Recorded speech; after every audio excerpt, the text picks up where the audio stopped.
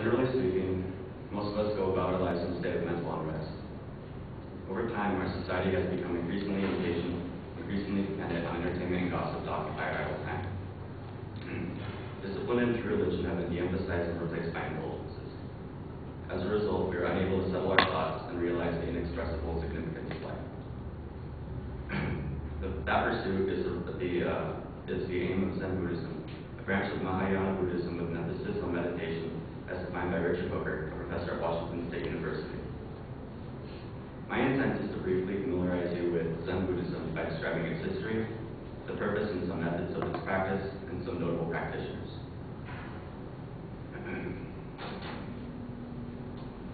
The history of Zen Buddhism is often combined with Japanese and Chinese mythology. Its practitioners generally believe that the branch was founded by a follower of Buddha named Mahakasyapa. According to the Boston University Library of Theology, Zen Buddhists maintained that a group of disciples gathered around Buddha while he silently presented them with a white flower,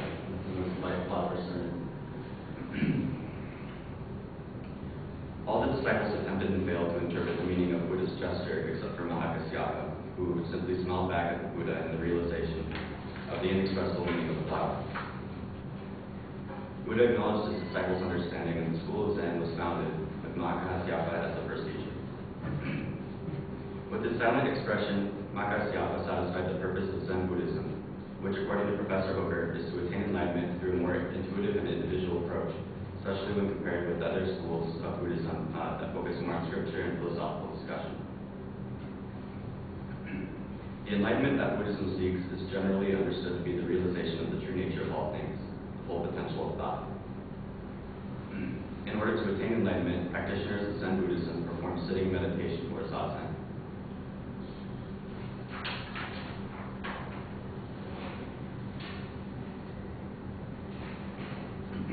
In this visual, you can see a Buddhist monk performing zazen in the lotus position. His hands just below his navel, where life energy or heat is believed to gather. And the purpose of zazen, as described by the Zen teacher Dogen Senshi, is to practice nothing but precisely sitting in a state of brightly alert attention that is free of thoughts, directed to no object and attached to no particular content. It was his understanding that performing sitting meditation was the core of Zen Buddhism, and in order to achieve true realization, it is necessary to forget the self and to cast off the body and the mind. The act and purpose of conscious inactivity typical of meditation is difficult to understand, but illustrated well by the following example. Bronislaw Klaper, a master fencer, compared conscious inactivity to a pause in music. A pause is not a lack of music, it is an integral part of the composition. If a conductor does not hold a pause to its full value, it is like cutting into the flesh. Based on these insights, the purpose of zazen may be seen as to deliberately stop your thoughts and remain in that pause in order to achieve enlightenment. Besides sitting meditation, many other arts have been viewed with Zen principles, such as the Japanese tea ceremony.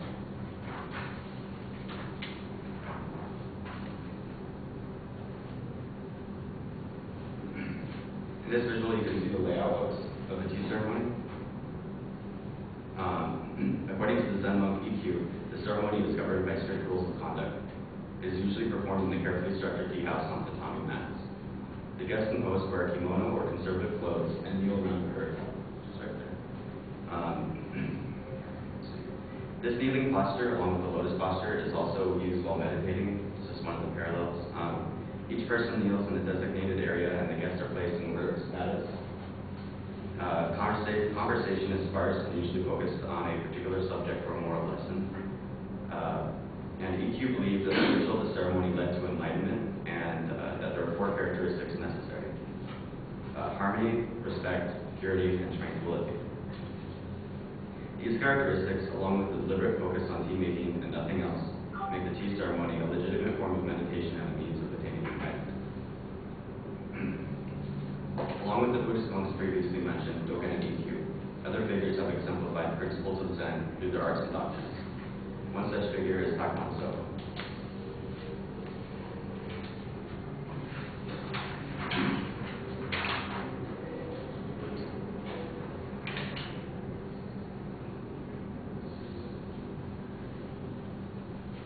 There's an illustration of Takamon, by the way. There's his nose is photograph, but anyway, it's supposed to exemplify the art of swordsmanship. Takwon Soho was a Buddhist priest who expressed his views on Buddhism through martial disciplines. His reflections on principles of Zen and swordsmanship are featured prominently in his book, The Unfettered Mind. In the following quote, Takwon addresses the state of mind in combat. The mind is not detained by the hand that brandishes the sword. Completely oblivious to the hand that wields the sword, one strikes and cuts his opponent down. He does not put his mind in the adversary. The opponent is emptiness, and I am emptiness.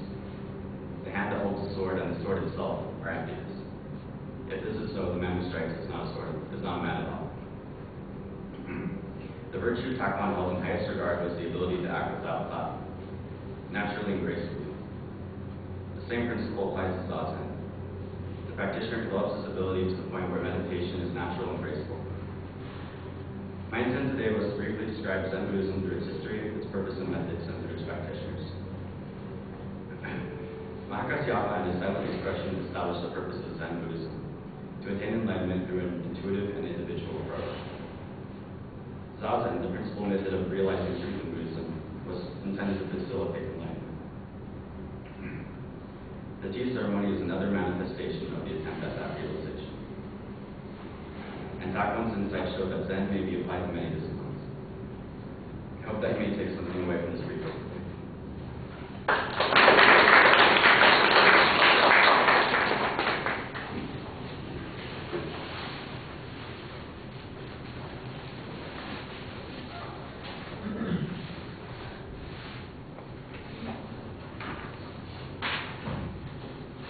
So Ruth, what did you think? Okay,